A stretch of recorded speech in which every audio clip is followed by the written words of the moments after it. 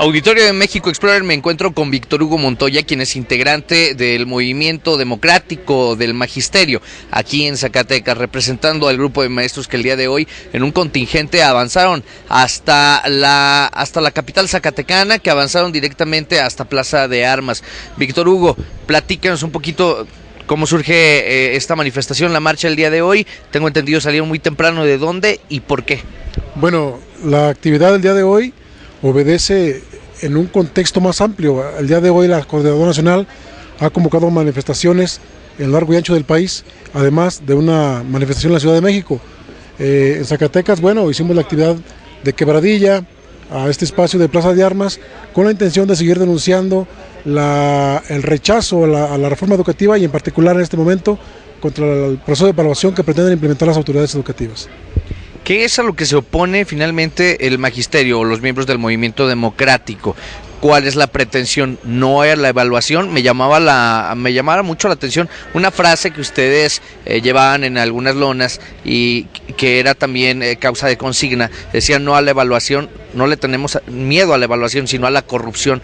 ¿Me podrías explicar un poco sobre el tema? Bueno, el magisterio nunca se ha negado a ser evaluado. Eso es rotundamente falso, como no lo hacemos ahora.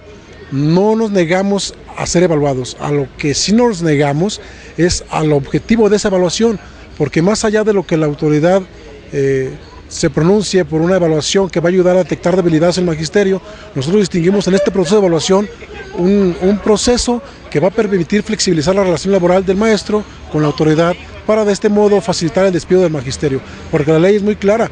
El maestro que no resulte idóneo en términos de la autoridad, en la tercera evaluación que se le practique, será separado del servicio.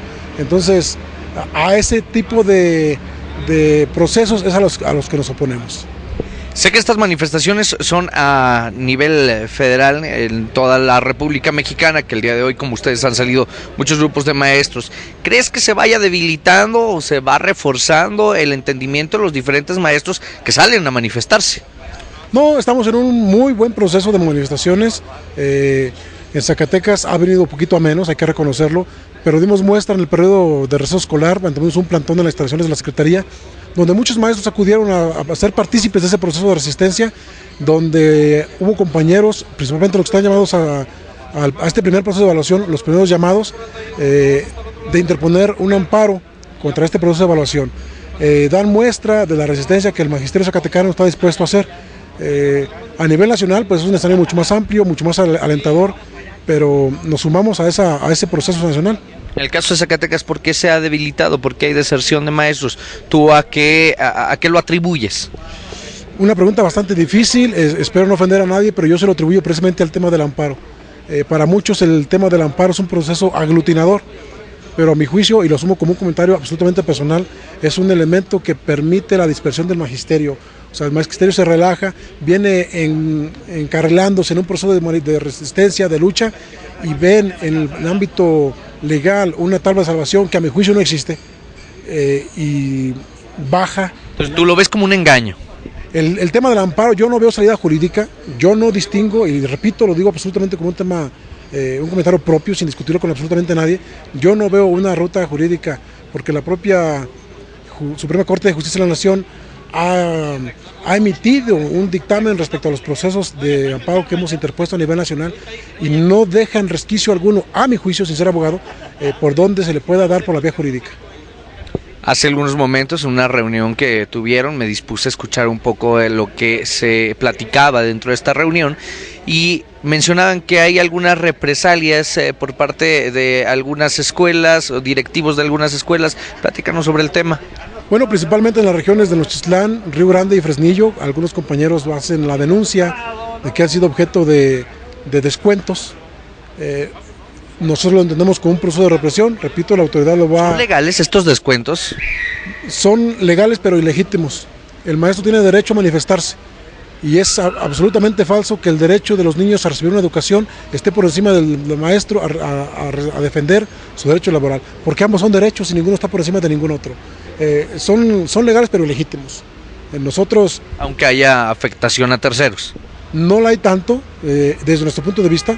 Nosotros estamos luchando no por la defensa del derecho laboral del magisterio, nuestra visión va más allá.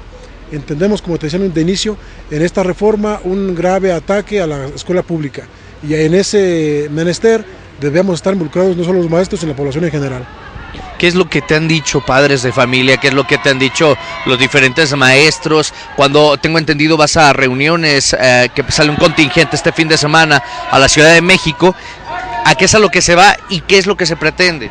Bueno, con lo que respecta a la primera parte de la pregunta, los padres de familia normalmente apoyan al maestro, porque no solo el contexto educativo en México está en crisis, absolutamente todo está en crisis. Eso lo percibe uno. Lamentablemente no quienes dicen gobernar el Estado y el país. Con lo que respecta a lo que nos dicen los padres de familia, ellos apoyan la lucha del magisterio y la apoyan porque ellos viven en carne propia la miseria, la carencia, cosa que, repito, las autoridades no perciben. El próximo lunes se reunirán, tendrán una asamblea. ¿De qué tratará esa asamblea? ¿Pretenden ser escuchados por el secretario de Educación? ¿El secretario de Educación hasta dónde puede llegar si la reforma es federal?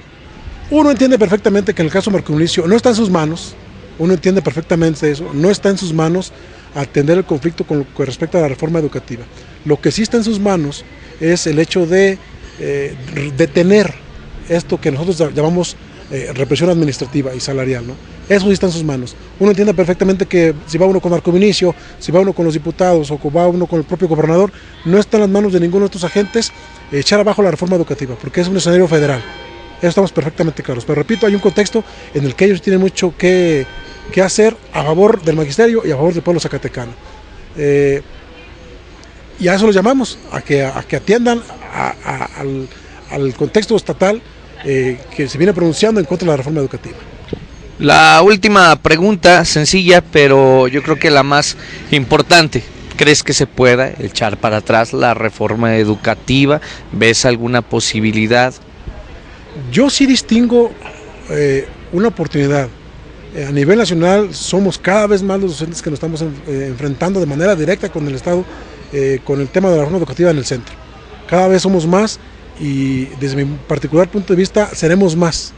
No ha sido únicamente la expresión radicalosa de la CENTE la que ha venido manifestándose en contra de la reforma educativa.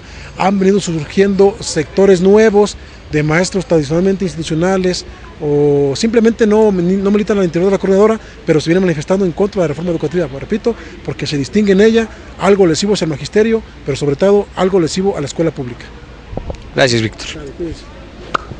Vale.